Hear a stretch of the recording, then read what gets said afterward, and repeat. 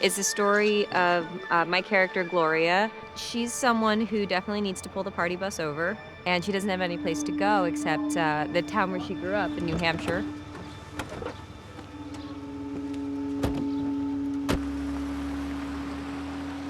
When she arrives there, determined to sort of clean up, get her life in order, she runs into an old friend from childhood, Oscar. Wow, so what are you doing here? I needed a vacation. Oh. And my parents hadn't rented at the house, and, I hadn't been up here in so long. So Sure. I was just like, Yeah. What are you doing now? Like right now? Nothing. You wanna hang out?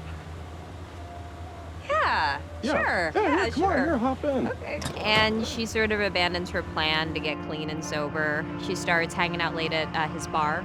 Right around that time, a gigantic monster begins attacking Seoul.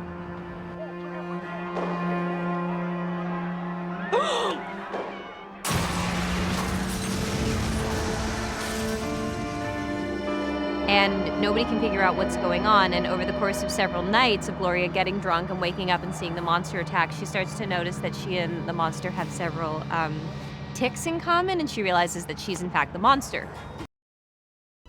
Not sure what a really special and different script. I'd never really read anything like this. This is the sort of movie that I'd always hoped to do.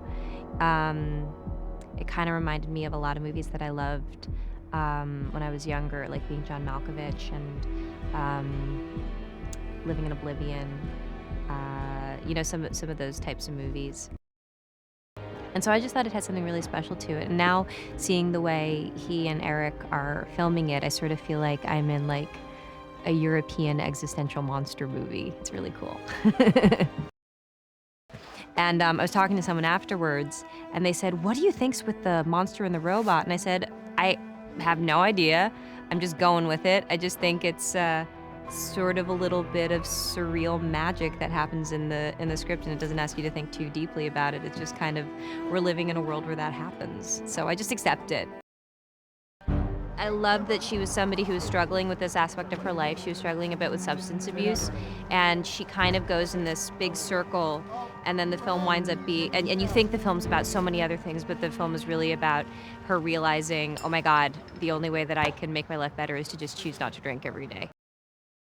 I'm always amazed by what your eye sees, and then when you look down, what the camera sees. And especially, I've known Jason for a really long time, and I've always got along with him. He's such a funny guy. And then all of a sudden, I see him on the monitor for this movie, and he looks like somebody I've never met before. He looks really scary, sinister, and like unpredictable. And so I think that that's what Eric and Nacho are trying to do. Is I think they're trying to guide our performances with the lighting, with the framing, and it's all very thoughtful. So I look forward to seeing it eventually all put together.